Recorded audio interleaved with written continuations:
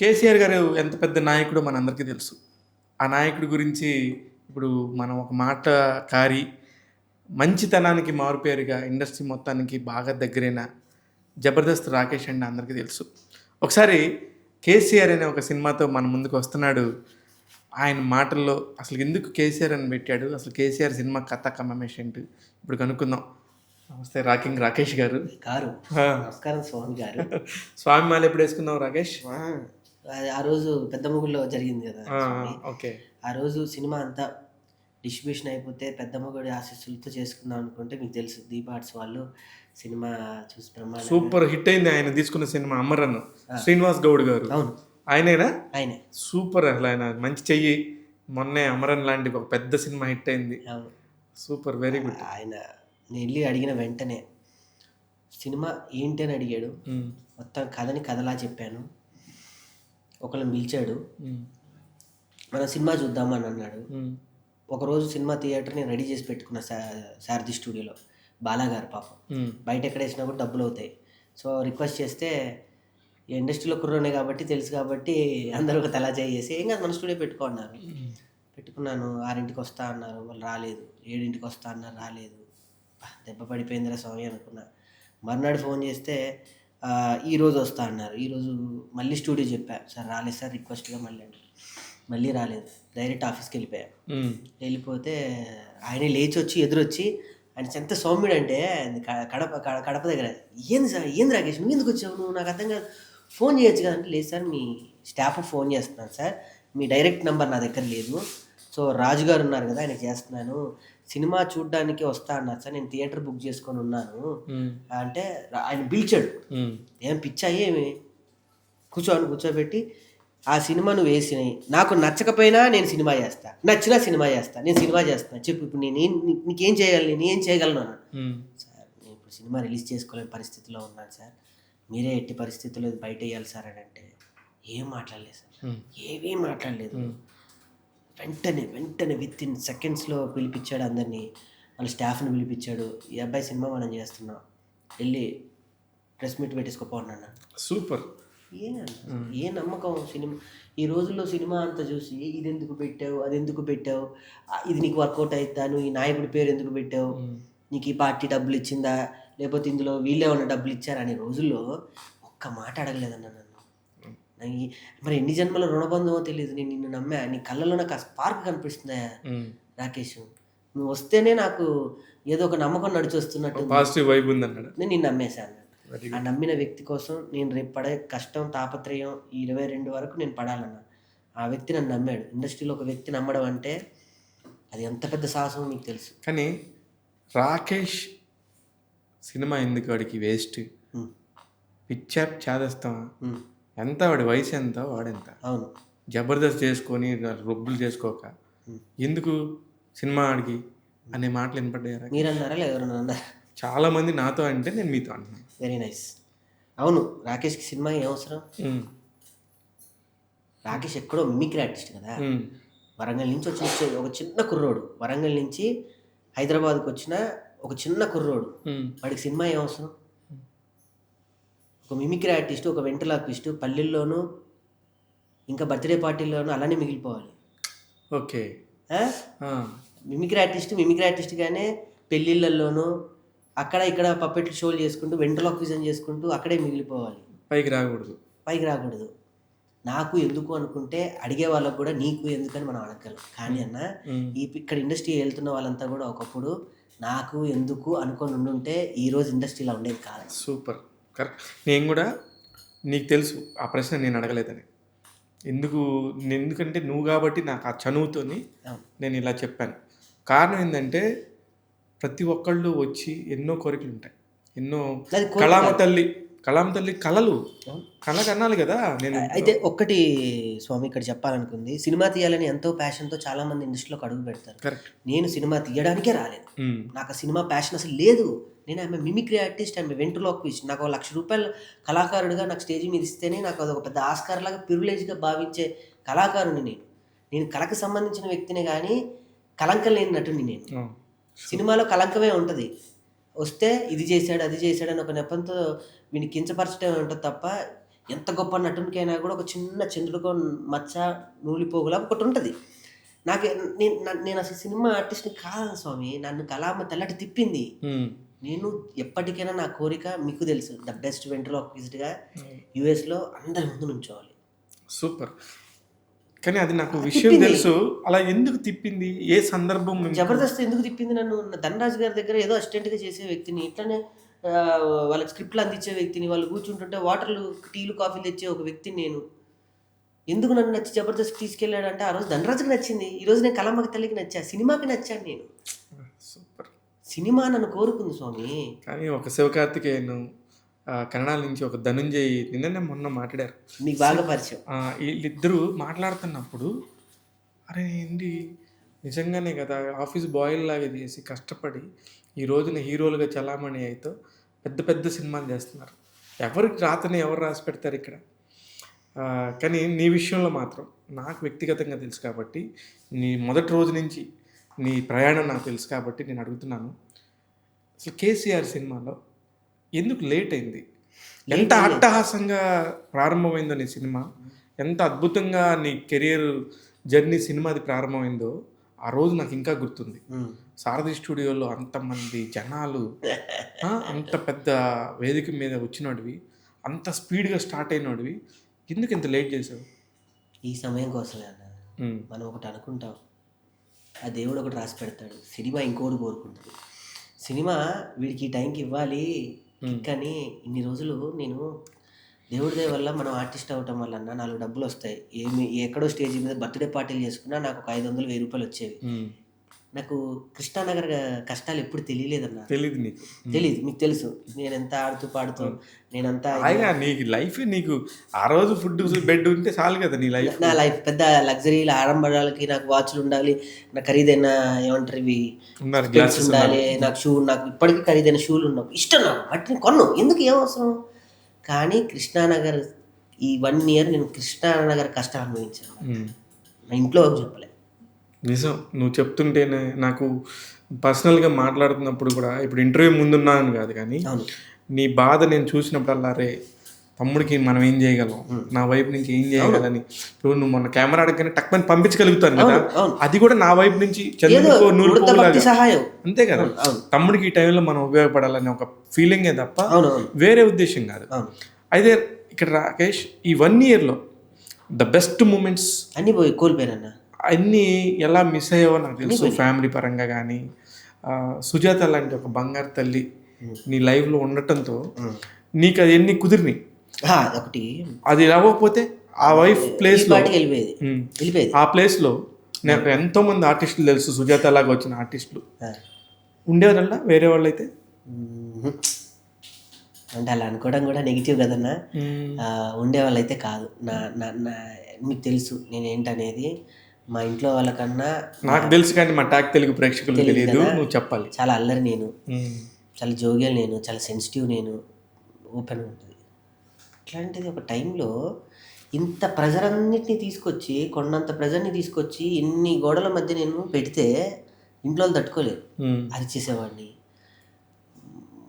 ఇప్పుడు నాకు ఇవాళ మాకు వ్యక్తి అన్నాడు, సినిమాలో ఎవరికైనా కోపం రావచ్చు, టీలు అందించేవాడికి కూడా కోపం రావాలి, ప్రొడ్యూసర్కి రాకూడదు.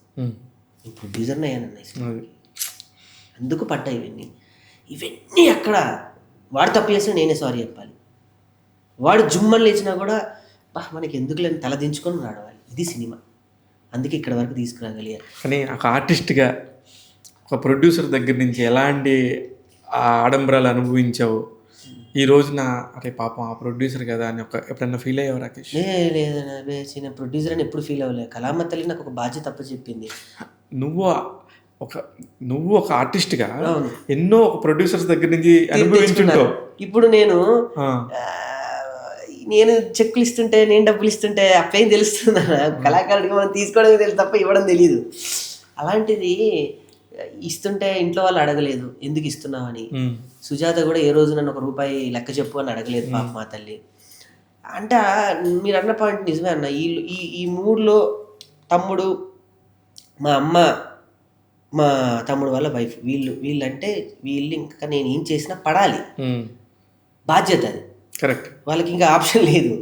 వీళ్ళకి ఆప్షన్ ఏంటి? మా అమ్మాయి నాకన్నా మంచి ఆర్టిస్ట్, ఇప్పుడు పెద్ద ఆర్టిస్టు.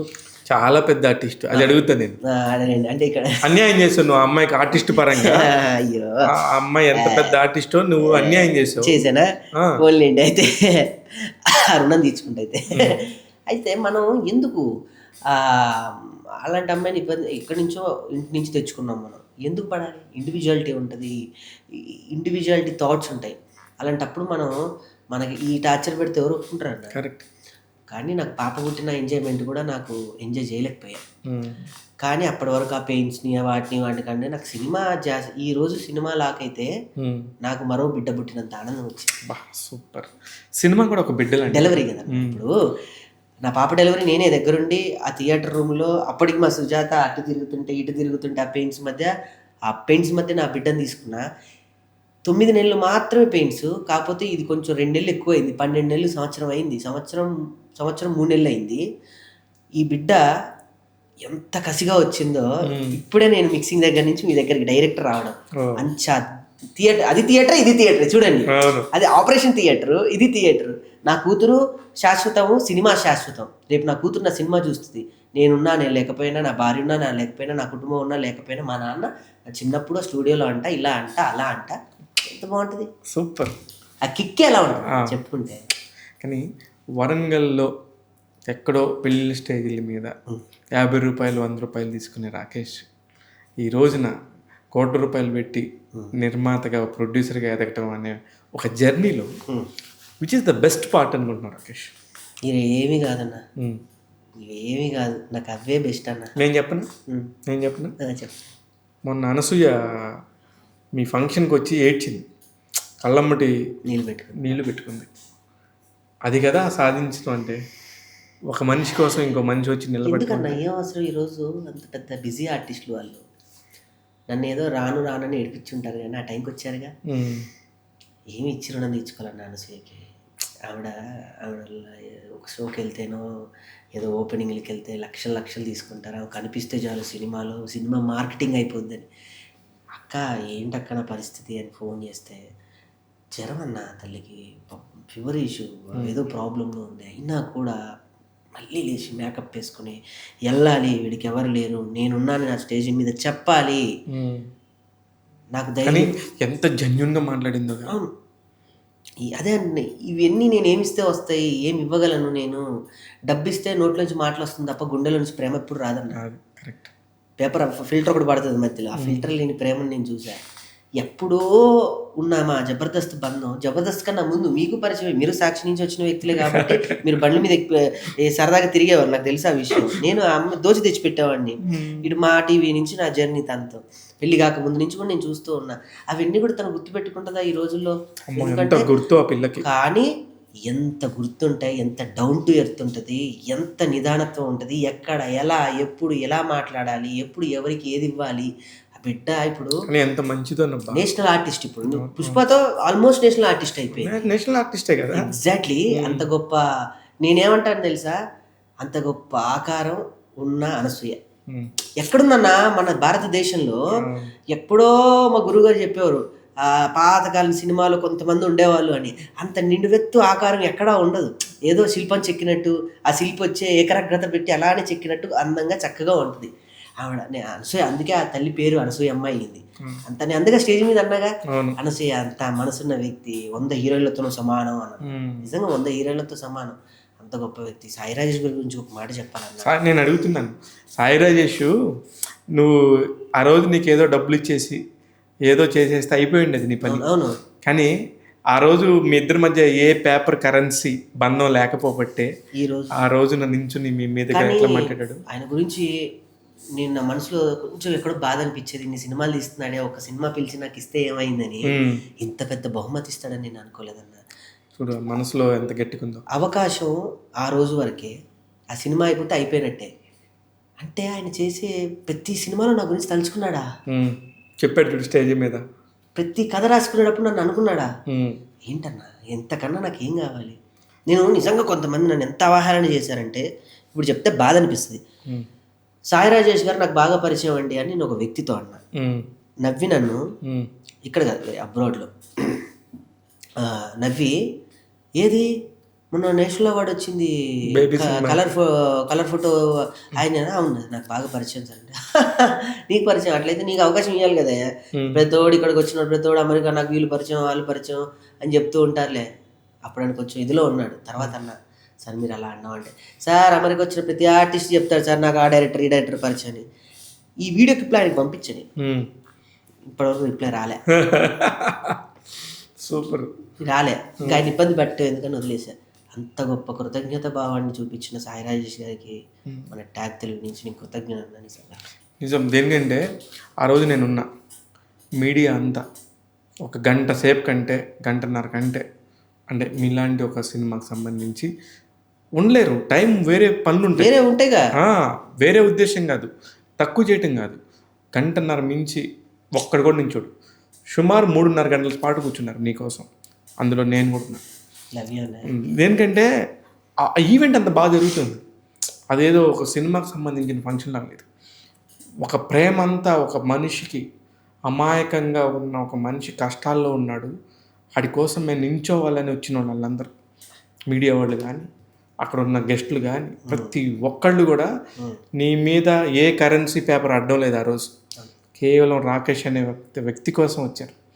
ఆ అబ్బాయికి మనకు చేతనైన సాయం ఏంటంటే మన టైమే, అది ఇద్దామని వచ్చారు. నువ్వు వరంగల్ నుంచి ఇక్కడ దాకా వచ్చినప్పుడు ఏం తెచ్చుకున్నావు అంటే ఇవన్నీ తెచ్చుకున్నావు.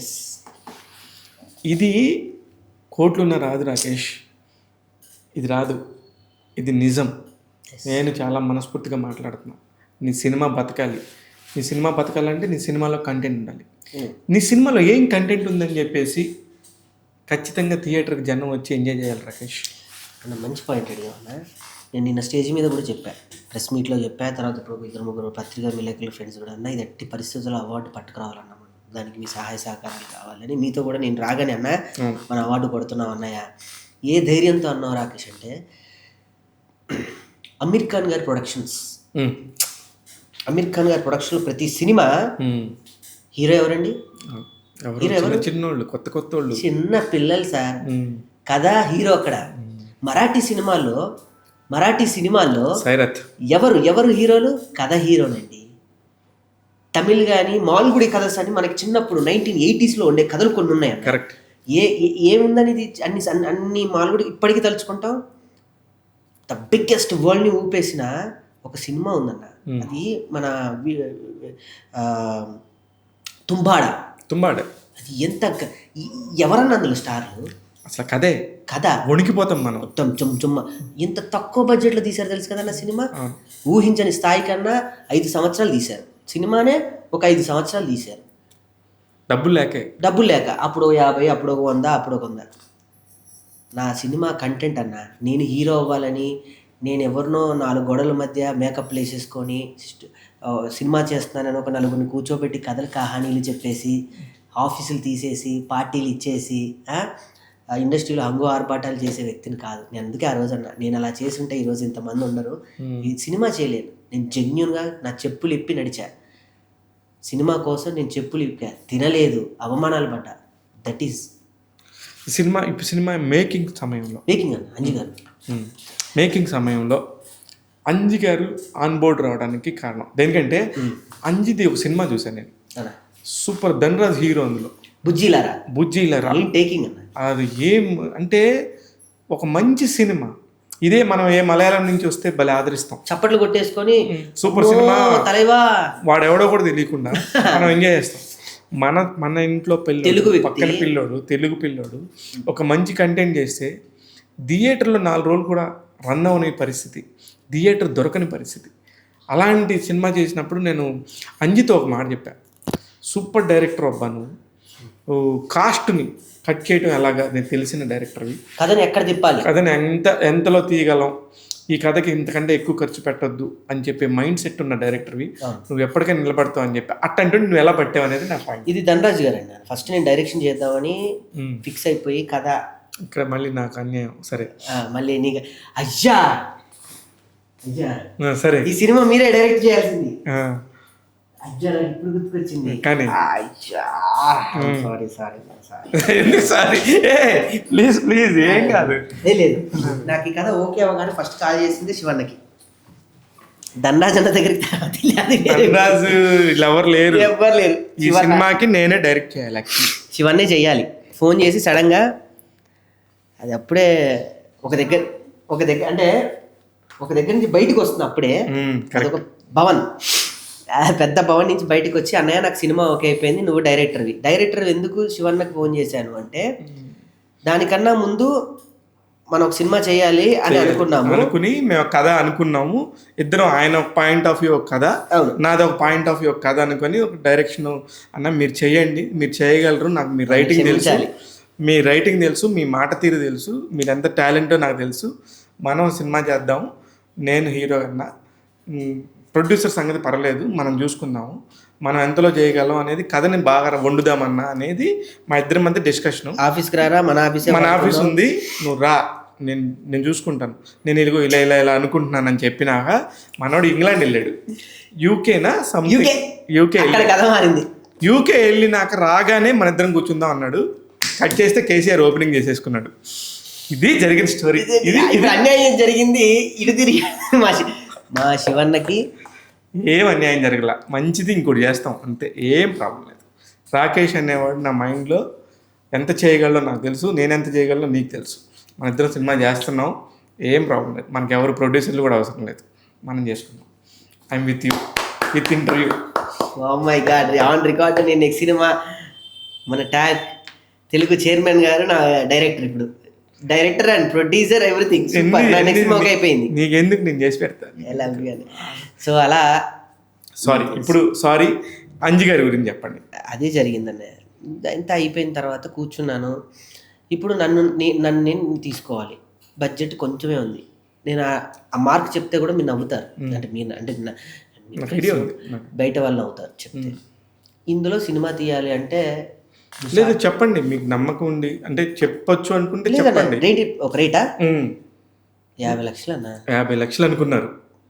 50 లక్షల్లో ఎలా సినిమా తీయొచ్చు, ఎలా తీయగలం అనేది చూపిద్దాం అనుకున్నాం. ఇది చాలా పెద్ద విషయం రాకేష్.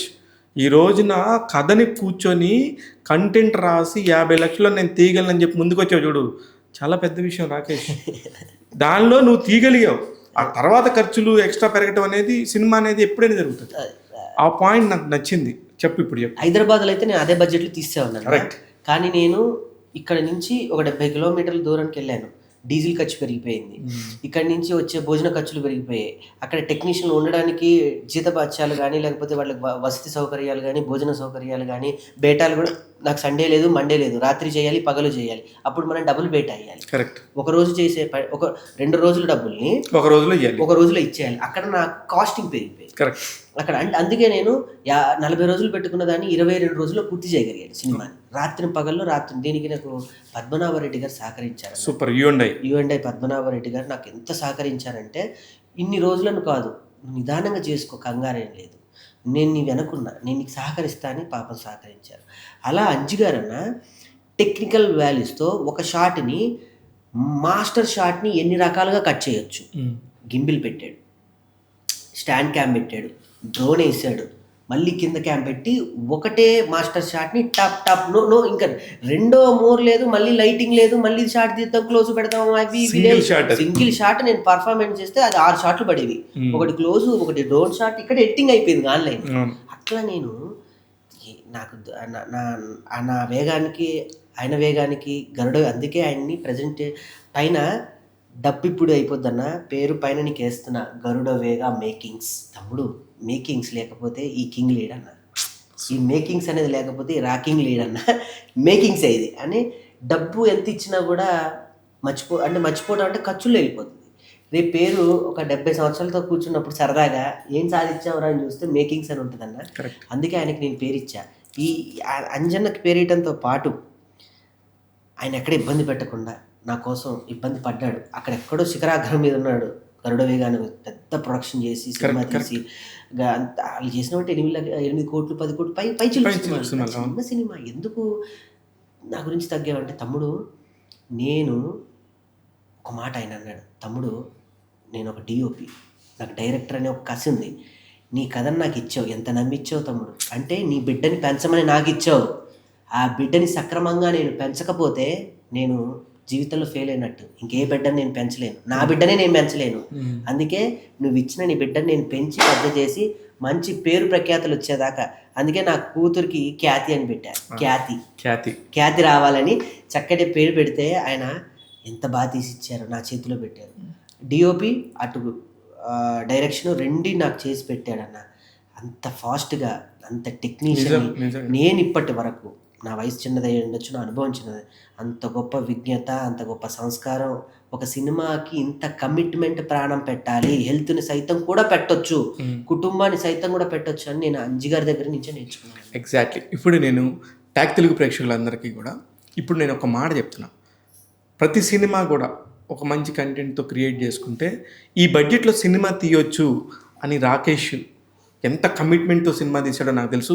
ఇదే కనుక మనం వేరే ప్రొడ్యూసర్స్ చేస్తే 3 కోట్ల రూపాయలు అవుతుంది.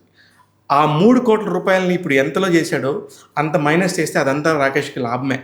దేనికి చెప్తానంటే ప్రొడక్షన్ని డబ్బుతోనే కాదు, కమిట్మెంట్తో, కాన్సన్ట్రేషన్తో చేస్తే మనం సినిమాలు చేయొచ్చు, మేక్ చేయొచ్చు అని చెప్పి నిరూపించావు రాకేష్. ఆ విషయానికి నీకు హ్యాట్స్ ఆఫ్. లేదన్నా, నేను భరణి గారు వచ్చారు నా సినిమాకి. భరణి గారు రోజుకి ఎంత కాల్ షీట్ తీసుకుంటారో మీకు తెలుసు. కరెక్ట్. నా కోసం వచ్చి 2 రోజులు చేశారన్న, 3 రోజులు చేశారన్న. సూపర్. మా రాళ్ళపల్లి గారి శిష్యుడిరా, నీ కోసం నేను వచ్చి చేస్తున్నాను, ఆయనకి ఏమి ఇచ్చి రుణం తెచ్చుకోవాలి. అటు తాగుబోతు రమేష్ అన్న వచ్చాడు, ఇటు సుజాత గారు వచ్చారు, ధనరాజ్ ఫ్రీ, అందరు వీళ్ళ పేమెంట్లో ఆర్టిస్ట్ పేమెంట్ చూసుకుంటే 1 కోటి రూపాయలు అవుతుంది కదా. అవును, ఎగ్జాక్ట్లీ. ఇప్పుడు నువ్వేం మిగిల్చావయ్యా అంటే ఇవన్నీ మిగులుతున్నాయి కదా, నీ పరిచయాలే కదా. అందరిని వాడాను, అందరిని అప్లికేషన్ వాడాను. వంశీశేఖర్ గారు ఈరోజు టాప్ ఇండస్ట్రీలో పిఆర్ వాళ్ళని పెట్టుకోవాలంటే నేను చెప్పినా కూడా మినిమం 5 లక్షలు అడుగుతాను నన్ను కూడా. అమ్మో, డబ్బు చెప్పేస్తున్నావు డైరెక్ట్. నాకేం ప్రాబ్లం లేదు, ఏమవుతుంది. 1 రూపాయి ఇప్పటి వరకు లేదన్న. అదే చెప్తున్నా, వాళ్ళు కూడా మనుషులు మన అనుకుంటే చేస్తారు కదా పాపం. చేశారు, అందరూ అప్లికేషన్ మీద చేశారు, అందరూ అప్లికేషన్ చేశారన్న. నాకు ఫస్ట్ టైం అప్లికేషన్ మీద చేస్తున్నారన్న అందరూ. ఒళ్ళు ప్రతి ఒళ్ళు జాగ్రత్త పెట్టుకొని చేశారు. ఇది రెండోసారి ఉండదు మళ్ళీ. ఎప్పుడు కూడా జీవితంలో మొదటిసారి లైఫ్ కార్డే ట్రంప్ కార్డ్. కరెక్ట్. నువ్వు నిరూపించుకుంటే అక్కడే నిరూపించుకోవాలి, ఓడిపోతే అక్కడే ఓడిపోవాలి, లేకపోతే సమాధి అయిపోతే అక్కడే అయిపోవాలి. ఇప్పుడు నాకు సినిమా రిజల్ట్స్తో సంబంధం లేదు రాకేష్. నువ్వు 22వ తారీఖు రిలీజ్ చేస్తున్నావు కదా, నువ్వు చాలా పెద్దగా విజయం సాధించావు. దేనికంటే సినిమా ఇండస్ట్రీలో 350 సినిమాలు బాక్సుల్లో ఉండి నలిగిపోతున్న సినిమాలు, నలిగిపోతున్న నిర్మాతలు నాకు తెలుసు. 1 కోటి రూపాయలతో స్టార్ట్ అయ్యి 3 కోట్లు అయిన వాళ్ళు, 2 కోట్లతో స్టార్ట్ అయ్యి 4 కోట్లు అయిన వాళ్ళు, 4 కోట్లతో స్టార్ట్ అయ్యి 10 కోట్లు అయిన వాళ్ళు నిర్మాతలు నాకు ఇంతమంది తెలుసు. వాళ్ళందరికంటే నువ్వు 100 రెట్లు అయ్యావు. నువ్వు ఈరోజు విజయం సాధించావు. నీ సినిమాతో నాకు సంబంధమే లేదు. నేను ప్రెస్ మీట్ లో కూడా అదే అన్నా, రేపు సినిమా రిలీజ్ అవుతా నాకు అసలు రిలీజ్ అప్పటికి లేదన్న, డిస్ట్రిబ్యూటర్ రాలే ఎప్పటికీ. అవును, అనసూయ గారు వచ్చారు, సాయి రాజేష్ గారు వచ్చారు, మీడియా అంతా నా కోసం వచ్చింది.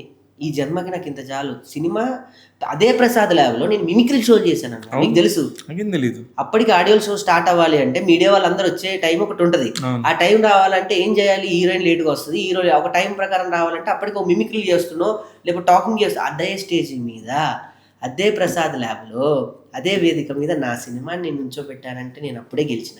అంతే, ఎగ్జాక్ట్లీ రాకేష్. ఎందుకంటే ఇదేదో నిన్ను ముందుండి పొగుడుతున్నట్టు కాదు, నా గుండె లోతుల్లో నుంచి మాట్లాడుతున్నాను, మీకు తెలుసు ఆ సంగతి. ఇకపోతే మీ మమ్మీ రోజా గారికి చూపించారా సినిమాని? మమ్మీ రోజా గారు, అమ్మ రోజా, మీ అమ్మ, సరే మమ్మీ అనకూడదు, అమ్మని. ఓకే, తెలుగులోనే మాట్లాడదాం. మీ అమ్మగారు రోజా గారు చూస్తారన్న, 18 ప్రిలీజ్ ఈవెంట్కి వస్తున్నారు, మీరు వస్తారు, అందరు చూస్తారు. ప్రేమ ఎప్పటికి ఉంటుంది అన్న. కానీ ఇప్పుడున్న పరిస్థితిలో రాకేష్, రోజా గారు అంటే ఆమె రాజకీయంగా ఏంటి అవన్నీ తర్వాత మాట్లాడితే, యాజ్ ఎ వ్యక్తిగా ఆమె ఎంత సిన్సియర్, ఆమె ఎంత మంచిగా మాట్లాడతారు, ఫ్యామిలీ పరంగా ఎలా ఉంటారో నాకు తెలుసు వ్యక్తిగతంగా.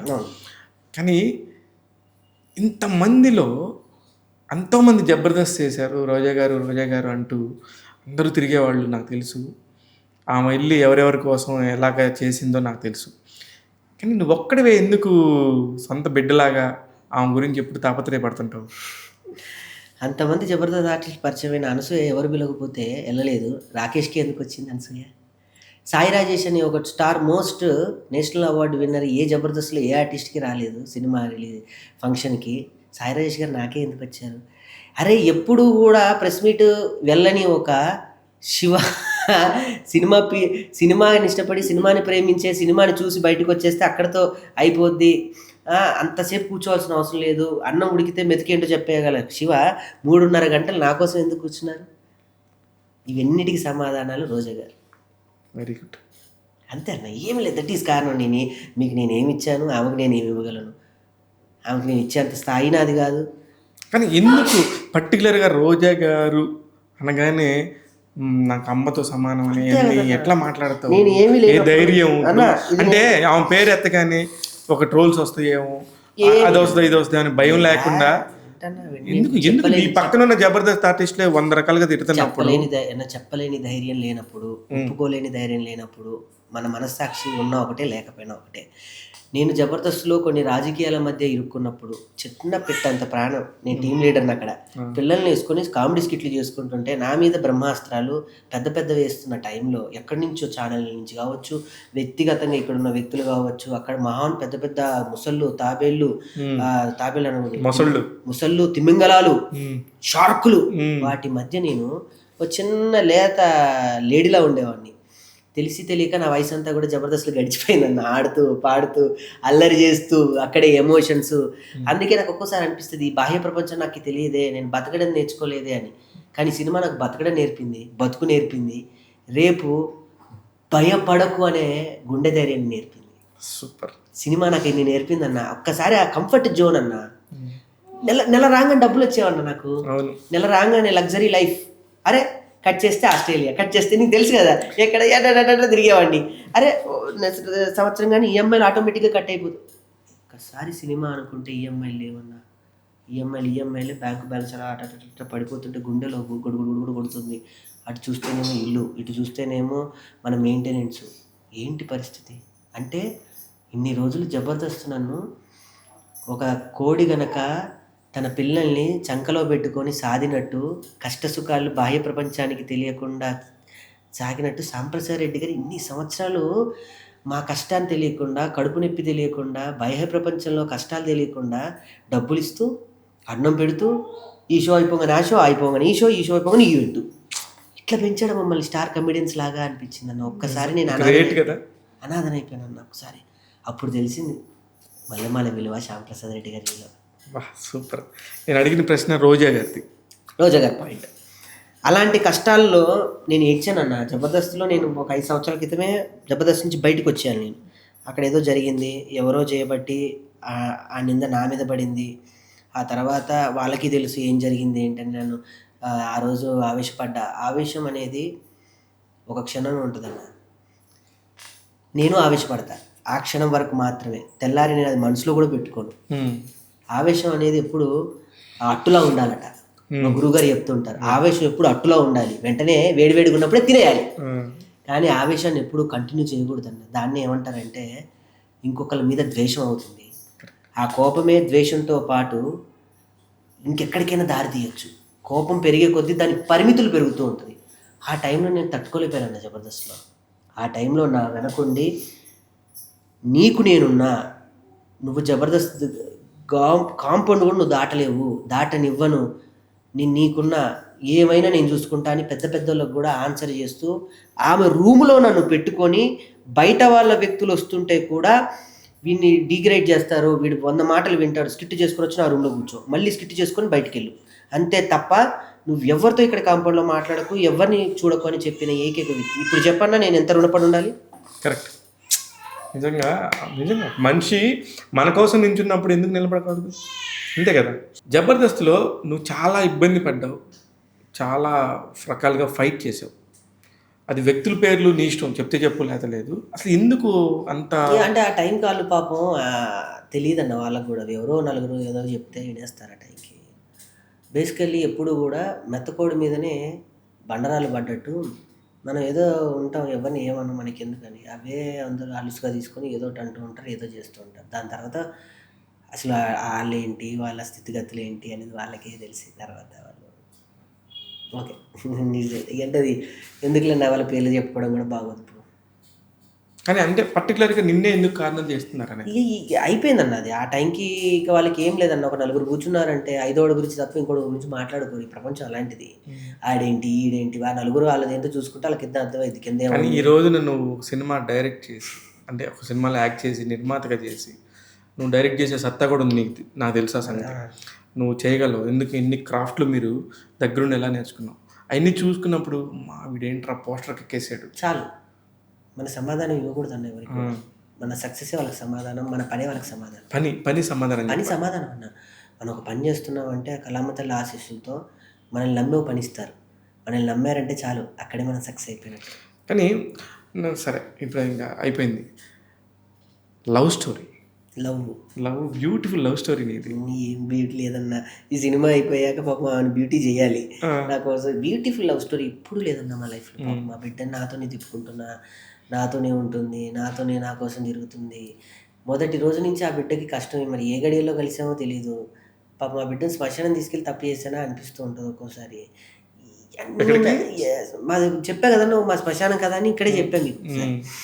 సో అట్లా ఆ అమ్మాయి అన్ని బాధలే అన్న. ఏ రోజు ఆ అమ్మాయిని ఆనందంగా చూసుకున్న సందర్భం నాకైతే కనిపించలేదు. పాపం తట్టుకుంటుంది, నాతో ఉంటుంది, నా ఆనందాన్ని కొంచెం ఆనందంగా తను ఆనందంగా ఫీల్ అవుతుంది తప్ప తన ఆనందపడ్డ క్షణం నేను చూడలే ఇప్పటివరకు. ఈ సినిమా తర్వాత చూస్తా. చూడు తమ్ముడు, 100%. ఎందుకంటే ఎక్కడి నుంచి వచ్చిన బిడ్డ, నా పాపం అన్న, ఇప్పటికీ పాపం అనిపిస్తుంది. ఇప్పటికీ నిన్ను నమ్ముకుని వచ్చింది. 3 ఆడపిల్లల్లో ఒక ఆడపిల్ల, తనకి ఇప్పుడు ఆడపిల్ల. తెలిసి తెలియకుండానే మాకు పాప పుట్టేసింది.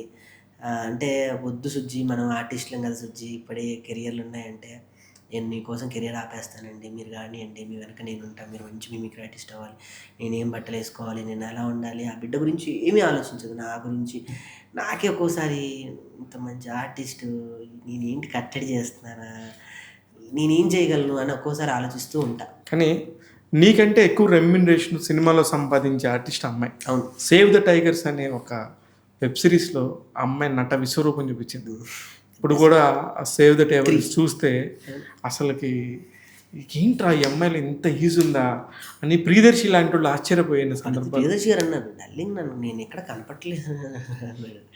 అలాంటి ప్రియదర్శి గారిని కనపడకుండా చేసింది అంటే తను వర్సలిటికల్ ఆర్టిస్ట్ అన్న. తెలంగాణ భాష మీద తనకున్న పట్టు, నటన మీద ఉన్న తనకున్న గ్రిప్ కానీ, కమిట్మెంట్స్ కానీ, ఒకదానికి మనం పని చేస్తున్నాం అంటే మనసు పెట్టి చేస్తాం. కానీ నీ సినిమా ట్రైలర్ చూశాను, కేసీఆర్. ఆ కేసీఆర్లో ఏంటో అలా వచ్చి ఒక చిన్నది లోహిత్ గారు పెద్ద పెద్ద ఆర్టిస్టులు అందరినీ పెట్టుకున్నారు. కానీ ఈ అమ్మాయిని ఏంటి తాగుబోతు రమేష్ వైఫ్ క్యారెక్టర్ లాగా చిన్న క్యారెక్టర్ నాకు అత్త క్యారెక్టర్ చేసింది. రేపు ఈ సినిమా ఏడిపిస్తున్న టైంలో మధ్యలో రిలాక్స్ చేసేది ఆజంటే. ఓకే, ఒక బ్రహ్మానందం, కోవే సరళ, బ్రహ్మానందం గారు, హేమక్క, ఇలా సరదాగా ఉంటుంది వాళ్ళిద్దరిది. ఊర్లో చాలా బాగుంటుంది వాళ్ళిద్దరిది. ట్రాక్ అదిరిపోద్ది. నువ్వు సినిమా చూస్తుంటావు కదా, ఇప్పుడు చాలా మంచి సినిమాలు కూడా ఈ మధ్య వస్తున్నాయి, చూస్తున్నారు. ఒక ఎక్స్ ఫ్యాక్టర్ ఉంటేనే తప్ప సినిమాని చూడట్లేదు. మీ సినిమాలో ఎక్స్ ఫ్యాక్టర్ ఏమై ఉంటుంది? ఇది కూడా కథ, ఇది కూడా కథేనా? ఓకే. మనం ఎప్పుడైతే ప్రతి ప్రేక్షకుడికి నచ్చిందే చూపిస్తే అది కథ అంటారన్న. అదే మైండ్ సెట్ బేస్కెళ్ళి. ప్రేక్షకుడు కోరుకున్నదే కథ అవుద్ది అక్కడ. ప్రేక్షకుడు కోరుకున్నది మనం కొత్తగా చూపించామని అంటే అయితే కొత్తదనంలో సక్సెస్ అవుతాం, లేదా ఆడి చెత్తగా తీసాడని అంటాడు. అది ఎప్పుడు గాడ్ ఫాదర్ నుంచి వస్తున్న పరిమితి ఇది. వర్మ గారు గొప్ప కెమెరా యాంగిల్ పెట్టినా కూడా మన వాళ్ళు అర్థం చేసుకోలేరు. అదే నార్మల్గా పెట్టి డైలాగ్ చెప్పిస్తే మాత్రం బాగా అంటారు. ఆయన ఎక్కడో చేరుగుతుంటే అక్కడెక్కడో పెడతాడు, దాన్ని ఇంపాక్ట్ చూపిస్తూ ఉంటాడు. అలా నా సినిమాలో ఒక తాండా ఉంటుంది. తాండాలో ఒక లంబాడి కుర్రోడు ఉంటాడు. అల్లరి చిల్లరగా తిరిగే ఒక లంబాడి తాండా కుర్రోడి కల్ట్ జొన్న రొట్టె చూపించా, ఒక పట్టు తేనె చూపించా. ఆ అడవుల్లో బతికే స్వచ్ఛమైన ప్రకృతితో పెనవేసుకొని పిచ్చుకలు బతుకుతూ ఉంటాయి. ఆ పిచ్చుకలాగా బతికే ఒక చిన్న లేత కుర్రోడి కథను చూపించా. ఒక చక్కటి తాండాను చూపించా, వాళ్ళ లైఫ్ స్టోరీలు చూపించా. అక్కడి నుంచి ఈ ఊరికి నేను ఏదో ఒకటి చేయాలి అని అక్కడ బయలుదేరి హైదరాబాద్ లాంటి ఒక కర్మశమైనటువంటి కాలుష్యమైన ప్రాంతంలో దిగే ఒక లేత పిచ్చుకను చూపించా. ఇవన్నీ పక్కన పెడితే నేను ఓడిపోయాను అని ఆత్మహత్య చేసుకునే టైంలో ఒక ధనరాజ్ లాంటి ఒక పవర్ఫుల్ క్యారెక్టర్, మలుపు తిప్పే క్యారెక్టర్ చూపించా. దాని తర్వాత వీడు ఏం చేయాలి, నా ఊరికి నేను ఏదో ఒకటి చేయాలి, నేను ఈ ఊరికి ఎంత కోసమైనా నేను వెళ్తా, ప్రధానమంత్రి దాకా కూడా వెళ్తా అని ఒక చిన్న కుర్రోడి సంకల్పం చూపించా. సూపర్. అదేలే అందే ఒక రాజన్న సినిమా ఆడిందంటే కదన్నా. అవును. ఆ పాప గొంతు ఢిల్లీ దాకా వినిపించింది. ఈ రాకేష్ గొంతు రేపు కేసీఆర్ గారికి వినిపించిన చాలా సినిమా హిట్ అవుద్ది. సూపర్. కేసీఆర్ అనగానే గుర్తొచ్చింది, కేసీఆర్ గారు నిన్ను పిలిపించుకొని అంత మాట్లాడేసి, నిజంగా నీ దగ్గర అంత స్టామినా ఉందా రాకేష్? అన్న నేను శివన్న ముందు కూర్చొని మాట్లాడుతుంటే నా స్టామినా అయిపోయింది. ట్యాగ్ తెలుగులోకి వచ్చానంటేనే నా స్టామినా అన్న. నేను సక్సెస్ ఎప్పుడు అనుకుంటా తెలుసా, మీరు ఇంటర్వ్యూ చేసే స్థాయికి నేను వచ్చానంటే ఆల్రెడీ నేను success. I'm a capability, I'm a speaker, I'm a knowledgeable person, I'm a more than అన్నీ కలిపితే నేను చేయగలను ఒక నమ్మకం ఉంటేనే మీరు నన్ను పిలుస్తారు. లేకపోతే నేను ట్యాగ్ తెలుగు గేట్ కూడా కాదు కదా, అక్కడ ఉండేవాడిని. అది నా క్యాపబిలిటీ. కానీ కేసీఆర్ గారితో మీ మీ పరిచయం, మీ అనుభవం చెప్పండి. 2.5 గంటలు అన్న, సుదీర్ఘమైన చర్చలు. దాని తర్వాత ఇంకో గంట ఆయన మజ్జిగ తెప్పిస్తున్నాను, నేను తాగుతున్నాను. సుజాత ఏమో అతన్నే చూస్తూ ఏడుస్తుంది. అప్పటికి పాప ఉంది కడుపులో. మా అందరికన్నా ముందు కేసీఆర్ని చూసింది. ఆ ఉద్యమ నాయకుడిని, ఆ మహానాయకుడిని ఎలా కలుస్తా ఉన్నాం మనం. అద్భుతమైన వ్యక్తిని ఇలా కూర్చొని చనువుగా మాట్లాడుతున్నాను. అంతకన్నా ముందు ఒకసారి నాతో మాట్లాడాను. ఏదో మనల్ని ఏదో మబ్బి పెడదాం కలుస్తాం అంటారు. నన్ను పిలిపించుకొని ఇది ఇలా కాదు, ఇలా చెయ్యి, దీన్ని ఇలా కాదు, వరకవి సిద్ధప్ప కాదు, సిద్ధప్ప పదాక్షరణ ఉచ్చారణ అనేది బాగుంటుంది. వేమారెడ్డి అది పెట్టాలి. చాణక్యులు, తెలంగాణ ఏలింది ఎవరు, చాణక్యులు, గుప్తులు, నిధులు. అక్కడి నుంచి ఎక్కడో చరిత్రలో నా వయసు ఎంత, నేనెంత, గోరెటెంకన్న గారితో కూర్చొని సాహిత్యం రాయించుకున్న ఫస్ట్ పాటకి. నా వయసు ఎంతన్నా, వాళ్ళు రాసిన పెన్నులు అక్షరాలతో సరిపో నా వయసు. అలాంటితో కూర్చొని నాకు ఇలానే కావాలి అంటే మళ్ళీ కేసీఆర్ గారు కూర్చొని నేను ఇలా కాదు, చాణక్య గోపురాధామాలను పెడదాం. ఆ గోపురాధామం మన ఇక్కడ ఉన్న తెలంగాణలో ఉన్నటువంటి గోపురాధామాలన్నీ కూడా చాణక్యులు నిర్మించారు. ఆ తర్వాత వాటిని కాకతీయులు వారసత్వం చేసుకో. అట్లా నాకు చరిత్ర నేర్పించారు కేసీఆర్ గారు కూర్చొని. అలా ఒక అద్భుతమైన పాటని ఆయన ఆధ్వర్యంలో నేను, ఆయన మార్పులు చేర్పులతో, ఆయన దస్తూరితో నేను మార్చడం జరిగింది. సూపర్. అక్కడే అయిపోయింది కదన్నా. సినిమా చూస్తే చాలనుకుంటే మొదటి పాటకే నాకు సంతకం పెట్టాడు. సినిమాలో కలిస్తే చాలనుకుంటే బయట నన్ను కలిసి పిలిపించుకుని ఎప్పుడు చూపిస్తున్నావు ఆయనకి సినిమా? నేను 22 యాక్చువల్లీ 19, 22 ఒక రోజు అంటే 22 అందరు థియేటర్లో తిరగాలన్నా 23, 24 మధ్యలో ఆయనకి డెఫినెట్గా షో చూపిస్తా. ఫామ్ తీసుకెళ్ళి చూపిస్తా. వెళ్తా చూపిస్తా. కానీ నాకు అసలు భలే విచిత్రంగా ఉంటుంది రాకేష్, నీ పరిచయాలు, నీ ఫ్రెండ్స్, నీ సర్కిల్ చూసి ఆశ్చర్యపోతూ ఉంటాను. ఇంత ఫ్రెండ్, ఇంత సర్కిల్లో ఇంత ఫైనాన్షియల్ కష్టాలు పడుతుంటే ఎవరు నిన్ను ఆదుకోలేదా రాకేష్? ఆదుకున్నారన్న, తప్పు. ఆదుకోలేదా అని చెప్పకూడదు. ఈరోజు నా కోసం వచ్చిన వాళ్ళందరూ నాకు రూపాయి ఇచ్చినట్టే, మీరు కూడా నాకు డబ్బులు ఇచ్చినట్టే. కానీ ఎక్కడి నుంచి వస్తుంది నీకు ఇంత పరిపక్వత? ఎట్లా మాట్లాడగలుగుతున్నావు? ప్రతి ప్రశ్నకి ఇట్లా అతడుకోకుండా ఎలా సమాధానం చెప్తావు రాకేష్? లేదన్నా, అనుభవం, మన కష్టం, మన ఏడుపు, మన కన్నీరు అన్నీ నేర్పుతుంది అన్న. ఎవ్వరు మనకి ఏం నేర్పాల్సిన అవసరం లేదు. దెబ్బ తగిలితే ఆ దెబ్బ నొప్పి మనకి తెలిసిపోద్ది. మీరు ఇచ్చే ఎవ్రీ మూమెంట్ నాకు ఇచ్చే రెస్పెక్ట్ రూపాయే. ఎందుకంటే మీరు చేసే వర్క్ నాకు ఇచ్చారు. ఇప్పుడు టైం నన్ను కూర్చోబెట్టి మాట్లాడుతున్నా అంటే మోర్ దెన్ మీ బ్యాంక్ బ్యాలెన్స్లో కొన్ని డబ్బులు నాకు ఇచ్చినట్టు. కరెన్సీ ఇస్తేనే డబ్బు ఇచ్చినట్టు కాదు. ఎలా అంటే కేసీఆర్ గారిని ఎంతమంది కలవాలనుకుంటారు, ఎంతమంది డబ్బు పెట్టి కలవాలనుకుంటారు, డబ్బుల కోసం ఎన్ని ల్యాబింగ్లు చేద్దామని లూబింగ్లు చేసే అటు ఎంపీలు. కేసీఆర్ గారు అంటే ఎవరిని కలవడు, అసలు ప్రగతి భవన్లోకే రానిడని ఒక టాక్ ఉంది. అలాంటిది రాకేష్ వెళ్ళి దాన్ని లబ్బర్ ముక్కతో చెరిపి అవతల పడేస్తుంది. దాన్ని కలవాలని ఒక ఆశయం, సంకల్పం, బలం ఉంటే వెంకటేశ్వర స్వామిని చూడాలనుకునే సంకల్పమే మనల్ని మెట్టెక్కిస్తుంది అన్న. కరెక్ట్. అన్ని మెట్లెక్కి చివరికి ఆయన చూస్తే నమో వెంకటేశ నమో, మళ్ళీ తిరిగి వస్తుంటే ఆయన గుర్తుంటాడు ఎప్పుడు జీవితంలో. ఇంకా నీళ్ళు వచ్చిన ఆనంద క్షణాలే గుర్తుంటాయి. కేసీఆర్ గారిని చూస్తే ఎంతోమంది నాతో అన్నారు. నేను కేసీఆర్ పక్కన కూర్చొని ఫోటో మా ఊర్లో ఇప్పటికి వరంగల్లో నా ఫ్రెండ్స్ ఉంటారు. ఫోటో దిగి పెడతా ఏంటంటే, ఫోటో దిగి పెడతా ఏంటాను ఏమో ఫోటో ఏంటి, వీడియోలు ప్రపంచవ్యాప్తంగా సంచలనం. ఆయన సర్క్యులేట్ అయ్యాను. వెళ్ళొచ్చాడు దెబ్బే అసలు ఒక మార్క్ నా మీద వెళ్ళి నేను వెళ్ళొస్తాను ఇట్లా నడుచు అని అంటాడు. చాలుగా. కానీ రాకేష్, చాలామంది మాట్లాడుకున్నట్టు బీఆర్ఎస్ వాళ్ళే సినిమాకి డబ్బులు ఇచ్చి రాకేష్ని నడిపించి ఆ కేసీఆర్ అనే టైటిల్ పెట్టించారు అన్నప్పుడల్లా నీకు ఎలా అనిపిస్తుంది? వాళ్ళే పర్మిషన్ లేదు ఫస్ట్ కేసీఆర్ పేరు పెడతా అంటే. కేసీఆర్ అనే పేరు వరల్డ్ వైడ్గా ఒక చెరగని ముద్రేసి ఉద్యమకారుడుగా దానికి ఒక బ్రాండ్ ఇమేజ్ ఉంది. ఆ బ్రాండ్ని ఒక రాకింగ్ రాకేష్ అని ఒక వ్యక్తి పెట్టి చెడగొడితే ఏ పార్టీ శ్రేణి ఊరుకోదు. నో అబ్జెక్షన్ లెటర్ ఒకటి ఉంటుంది అన్న. ఒకళ్ళ పేరు పెడుతున్నావు అని అంటే ఎన్ఓసి తెచ్చుకోవాలి. వెళ్ళి ఆ కథని సబ్మిట్ చేసి నేను కథ చెప్పి పార్టీ నుంచి నో అబ్జెక్షన్ లెటర్ ఒకటి తెచ్చుకోవాలి. అది తెచ్చుకున్నప్పుడే నేను గెలిచినట్టు. ఓకే, బీఆర్ఎస్ పార్టీ వాళ్ళు డబ్బే పెట్టారనుకో, రాకేష్ అనే వ్యక్తి తాండా కథ తీయడు. ప్రపంచాన్ని తన్నే సినిమా తీస్తాడు ఒకటి, బాంబేలో కూర్చొని కేసీఆర్ బయోపిక్ తీస్తా. బా కేసీఆర్ బయోపిక్ భారతదేశంలో ఉన్న గొప్ప నటులను పెట్టి, నానా పటేకర్ లాంటి వాళ్ళని పెట్టి, నరాలు తెగే నటులు ఉంటారన్న కొంతమంది.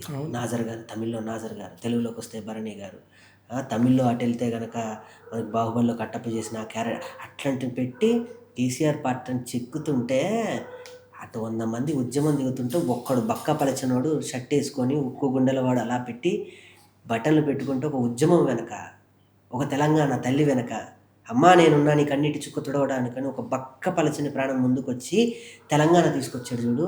అది ఒక కథ నేను రాస్తే. సూపర్ చెప్పావు రాకేష్. అది తీస్తా. అది ఒక 200 కోట్లు 300 కోట్లు పాన్ ఇండియా సినిమా అవుతుంది. నిజమే, దేశం మొత్తానికి తెలిసిన నాయకుడు కదా. మరి అంతే కదన్నా. అది తీసేవాడిని. బీఆర్ఎస్ పార్టీ నా వెనకుండి, బీఆర్ఎస్ వెనకుండి, ఇది రాకి సినిమా కాబట్టి. కానీ ఇలా ఇలా అంటున్నప్పుడు, ఆ మాటలు వింటున్నప్పుడు బాధ అనిపిస్తాను. బాధ. నా ఫ్రెండ్ ఎవరో కదా, నా ఫ్రెండ్సే అంటారన్న. నా వెనకున్న నా ఫ్రెండ్సే అంటారు, ఎవరో అనరు. జబర్దస్త్లో ఉన్న వాళ్ళే అంటారు, రాకేష్ డబ్బులు దొక్కేసాడు రా, డబ్బులు తినేసాడు రా, డబ్బులు వేసాడు రా, డబ్బులు వస్తాయి నీ చెవిదాకా వస్తాయన్న. గ్రూపుల్లో డిస్కషనే పెట్టుకుంటారు. ఒక ఆర్టిస్ట్ పేరు చెప్పకూడదని డబ్బులు లేదని గ్రూప్లో పెట్టాడు. ఎన్ని అవమానాలు పడ్డా, అన్నీ పడ్డా, ఎక్కడ నోరు జారలు. అంటే ఇది ఎట్లా వస్తుంది నీకు? ఇది అంటే పుస్తకాలు చదువుకోవటం వల్ల, పడి లెగవటం వల్ల? ఇవన్నీ కాదన్న, మన గురువు ఇచ్చే ధైర్యం, మన గురువు చెప్పే మాటలు, నాకు రాళ్ళపల్లి గారి యొక్క ఔన్నత్యం, భరణి గారి యొక్క నిదానత్వం. మనం ఎప్పుడన్నా మనం స్లమ్లో ఉంటున్నావా, ఇంకా మురికివాడలో ఉంటున్నావా అని కాదన్న, మనం ఎవరితో ఉంటున్నావు అనేది ముఖ్యం. ఏం చెప్పావు రాకేష్? మనం ఎలా అసలు. కానీ నువ్వు ఎప్పుడు మాట్లాడినప్పుడు నాకు తెలుసు, రాళ్ళపల్లి గారు, భరణి గారు వాళ్ళ దగ్గరికి నువ్వు ఎలా చేరావు రాకేష్? ఎక్కడ ఒక టూల్ ఉంటుంది కదా, నాటకాలు. ఇప్పుడు నాకు ఈటీవీ అభిరుచి ద్వారా నాకు రాళ్ళపల్లి గారి దగ్గర అయ్యారు. నేను ఆయన్ని దగ్గర చేసుకోవడానికే 4.5 సంవత్సరాలు ఆయనని పట్టుకున్నాను, ఆయన కాళ్ళు నొక్కాను, తండ్రిలాగా గురువులాగా ఆయనకి సేవ చేశాను. చెప్పాలి అంటే అప్పుడెప్పుడో జగ్గయ్య గారు, కాంతారావు గారు తాగిన చిన్న గ్లాసులు, చిన్న వైన్ బాటిల్స్, విస్కీ బాటిల్స్ కూడా నేనే కలిపి ఆయనకి చక్కగా స్వేదది ఇచ్చేవాడిని. ఆయనకి నాటక చివరిగా నాతో నాటకం వేయించాలి అని ఒక సంకల్పం ఉండేది ఆయనకి. బావా ఎప్పుడు వచ్చింది అని ఒక నాటకం రావికొండరావు గారు రాస్తే నా మీద పెట్టి చివరి నాటకం వేశారన్న. ఇది నా చివరి నాటకం రా, నీ కోసం చేస్తాను, నన్ను నిలబెట్టి వెళ్ళిపోయాడు ఆయన. నన్ను థియేటర్ ఆర్టిస్ట్, నన్ను థియేటర్ స్టూడెంట్ చేసి వెళ్ళిపోయాడు ఆయన. బావా ఎప్పుడు వచ్చింది, ఇప్పుడు వచ్చి అన్నట్టుగానే, ఎప్పుడు వస్తావు అన్నట్టుగానే ఆయన అట్లా వెళ్ళిపోయారు. రీసెంట్గా మా అమ్మగారు కూడా, రాళ్ళపల్లి గారి సతీమణి గారు కూడా రీసెంట్గా కాలం చేశారు యూఎస్లో. అయ్యో. అట్లా నాకు వాళ్ళతో అన్న ఒక్కటైతే నేను చెప్తా అన్న, ఈ రోజుకి నాకు నీతో ఏమొస్తుందని చాలామంది స్నేహం చేస్తున్నారు, కానీ రేపటి రోజు అనేది ఒకటి ఉంటుందన్న. దానికోసం మనం బతకాలి, రేపటి రోజు కోసం బతకాలి తప్ప ఈ రాత్రి పబ్బం దింపుకుంటే అయిపోదనే ఒక వ్యక్తులు ఉంటారు కదన్నా, ఆ వ్యక్తుల దగ్గరికి కూడా రాని నేను. అది నెగిటివ్ అనుకుంటా, నెగిటివ్ ఎనర్జీ. అదే నెగిటివ్ ఎనర్జీలు అంటే. రేపటి ఏంటి తరం, మీరు ఇందాక ఒక మాట చెప్తూ రాకి నేను ఆల్రెడీ అన్ని కొన్నా, నాకు అన్నీ తెలుసు, ముందు ఏంటి విజన్. చంద్రబాబు నాయుడు గారు ఒక విజన్. తుప్పలు విరిగేట దగ్గర హైటెక్ సిటీ కట్టాడు, దట్ ఈస్ అ విజన్. ఒక కేసీఆర్ గారు తెలంగాణ ఉద్యమం వస్తుంది, 15 సంవత్సరాల తర్వాత తెలంగాణ రూపురేఖలు, దానికి ఒక యాస, దానికి ఒక భాష, దానికి ఒక గుర్తింపు, దానికి ఒక చిహ్నం ఉంటుందని ఎప్పుడో ఊహించి ఉద్యమం మొదలుపెట్టినటువంటి, దానికన్నా ముందు లేరా ఉద్యమం చేసిన వాళ్ళు? కరెక్ట్ ఉన్నారు. కోదంటారు దగ్గర నుంచి ఇది చాలామంది పెద్ద పెద్ద వాళ్ళు ఉన్నారు. ఉద్యమానికి ఒకళ్ళే ఆయుధం అవుతారు, ఒకళ్ళే ఊపిరి అవుతారు. ఎంతమంది ఉన్నా కూడా ఒక పేరైతే అలా నడిపియాలి కదన్నా, విజన్తో నడిపియాలి. How to go to route, ఆ రూట్లో మనల్ని నెట్టే అలాంటి వాళ్ళు గొప్ప నాయకులు అవుతారన్న. మోడీ గారు ఒక మహోన్నతమైనటువంటి వ్యక్తి. వీళ్ళందరి 2 సీట్లు ఓడిపోయిన పవన్ కళ్యాణ్ గారు అలా నించున్నారు. ఎలా కొడితే దెబ్బ చూడు ఎట్లా అదృశ్యులు కదా. చూడు అన్న, అదేనన్న పడిపోయే. పవన్ కళ్యాణ్ గారిని ఎప్పుడన్నా కలిసావా? నేను లేదన్న, చూశాను కానీ కలవలేదన్న. ఎప్పటికైనా నేను నా చెగోవీర అన్న ఆయన. ఈ యువ ప్రపంచానికి ఆయన మరో చెగోవీర. నేను మీ ఇంటర్వ్యూలోనే చెప్పాను, చాలా వైరల్ అయింది ఆయన. గరీత్ ఆయన కూడా అన్న పాపం కుటుంబాన్ని వదిలేసి క్యారివ్యాన్ దిగి కాలినడక మీద కొండగట్టు అంజన దగ్గర తెలంగాణకి వెళ్ళి, అటు వెళ్ళి సూర్యభగవానికి వెళ్ళి దుర్గమ్మ ఆశీస్సులు తీసుకొని అమరావతి చుట్టూ తిరుగుతూ అబ్బా 10 సంవత్సరాలు ఉక్కిరి బిక్కిరి చేస్తే ఇప్పుడు ఆయన ఉప ముఖ్యమంత్రి అంటున్నారు. ఆయనకు కావాల్సింది ఉప ముఖ్యమంత్రి కాదు, ప్రజల ఊపిరి కావాలి. ఉప ముఖ్యమంత్రి ఆయన పదవి, ఆయన ఉంగరంతో సమానం. ఆయనకు పదవే ఆనందపడుతుంది ఆయన దగ్గరికి వెళ్తే. అరే పదవే అబ్బా ఈ వ్యక్తి నేను పదవిని అందరూ పదవులు ఎంజాయ్ చేస్తారు, పదవే ఆనందపడే వ్యక్తికి పవన్ కళ్యాణ్. పదవులు ఆరాటపడుతుంటే వ్యక్తిని ఆభరణంగా అవ్వాలి అని అంత మహోన్నతమైన వ్యక్తి. కానీ పవన్ కళ్యాణ్ గారు ఇలా చేస్తూ ఉన్నప్పుడు ఇవన్నీ అనుకున్నప్పుడు ఇది అవుద్దా పోయిద్దా ఏంటోలే అని కూడా ఆయన్ని కూడా అనుకున్నారు. ఏ ఉద్యమం కూడా అంతే అన్న. ఒక చెకోవీరావు గారు ఉద్యమం తీసుకొని కమ్యూనిస్ట్ భావాలతో ఉన్నటువంటి ఈ ఉద్యమం తీసుకున్న, ఏ కేసీఆర్ గారు ఉద్యమం తీసుకున్న, ఉద్యమం మొదల్లో అందరూ అవహేళన. అందుకే నా పదంలో ఉంటుంది, నవ్విన ప్రతి నోరు నిన్ను రేపు దండలేసి సన్మానానికి పిలుస్తుందయ్యా. నవ్విన ప్రతి నోరు రా నీకు సన్మానం చేస్తా, నీకు సభ పెడతా అని ప్రతి వ్యక్తిని అంతా అవమానిస్తారన్న. ఎమ్మెల్యే కూడా ఓడిపోతా అన్నారండి, గేటు కూడా దాని ఒక్క సీట్ కూడా లేని వాళ్ళని అన్న. ఎప్పటికైనా కూడా ఓడ్చుకొని తట్టుకొని నిలబడి ఒక వ్యక్తి ఉంటే ఆ వ్యక్తి డెఫినెట్గా నుంచుంటాడన్న. సూపర్. పవన్ కళ్యాణ్. కానీ రాకేష్, నువ్వు ఎన్ని దేశాలు తిరిగావో నాకు తెలుసు, ఎన్ని పాస్పోర్ట్లు బుక్స్ అయిపోయినాయి తెలుసు, కానీ ఏం చదువుకున్నావు రాకేష్? ఎన్ని దేశాలు తిరిగావు నిజంగా చెప్పు. అయిపోయినా 2-3 పాస్పోర్ట్లు అయిపోయినాయి. నేను చదువుకున్నది వచ్చేసి diploma in mimicry Kakatiya university అన్న. యాక్చువల్లీ నా డిగ్రీ డిస్కంటిన్యూ. ఓకే. నా ఇంటర్ అయిపోగానే నేను హైదరాబాద్కి వచ్చేయడం జరిగింది. 10th వచ్చేయాలి. మా పెద్దమ్మ ఏదైనా ఒక చదువు ఉండాలిరా నీకు అంటే, అప్పుడు నేను మా వరంగల్లో వివేకానంద జూనియర్ కాలేజ్ ఇంటర్ పూర్తి చేసి డిగ్రీ ఓపెన్ డిగ్రీ కట్టా యూనివర్సిటీలో. పెద్దోళ్ళందరూ మీసాలు వేసుకొని వచ్చి కూర్చొని డిగ్రీ చదువుకున్నాం. 2-3 రోజులు వెళ్ళా. వదరాబాబు ఇక్కడ కళాకారులు వాళ్ళు మెచ్చుకునేవాళ్ళు ఉంటే మిమిక్రీ డిప్లొమా ఉందంటే పదండి అందులో కూర్చుందామని డిప్లొమా మిమిక్రీ చేసి ట్రైన్ ఎక్కించి వచ్చాను.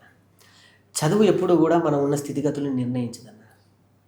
ఏమి చదివామని, చదువు కేవలం సంస్కారం నేర్పుతుంది, చదువు భాషను నేర్పుతుంది, చదువు వ్యక్తిత్వాన్ని నేర్పుతుంది తప్ప నీ ఉపాధి ఎప్పుడు చదువు అవ్వదు.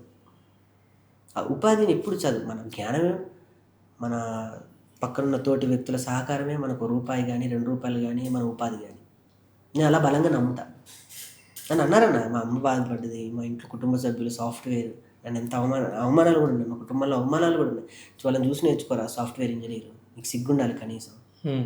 మీ అమ్మ నాన్న అనేవాళ్ళ? మా అమ్మ ఎప్పుడు అనలేదు, కానీ మా కుటుంబంలో ఒక లైన్ ఉంటుంది కదా, మా అమ్మ ఎప్పుడు నన్ను ఏమనలేదు, నువ్వు నేనేం చదువుతున్నాను లేదు, నేను ఎటు వెళ్తున్నాను లేదు, కానీ నువ్వు ఇప్పుడు చెడ్డ పేరు అయితే తెచ్చుకోక. అదొక్కటి నేను ఇప్పటికీ పాటిస్తూ ఉంటాను. సాఫ్ట్వేర్ అప్పుడు సాఫ్ట్వేర్ బాగా భూమిలో ఉంటుంది. పాలిటెక్నిక్ ఒకటి, సాఫ్ట్వేర్ ఒకటి, సంకల్లాకపోయి నాకు 2007, 8, 9 ఆ టైంలో తెలుసు. సాఫ్ట్వేర్ తిట్టేవాళ్ళన్న. ఎక్కడికైనా వెళ్తే ఏం చేస్తున్నావు, అరే కనీసం చదువుకుంటే సాఫ్ట్వేర్ అయ్యాడు.